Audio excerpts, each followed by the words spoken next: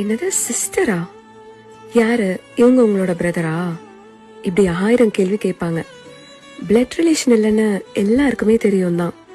ஆனா ஒரு தடவை ஒருத்தவங்க உங்க லைஃப்ல பிரதர் இல்ல சிஸ்டர் மாதிரி ஆயிட்டாங்கன்னா அப்ப புரியும் பாண்டுக்கு பிளட் தேவையில்லைன்னு.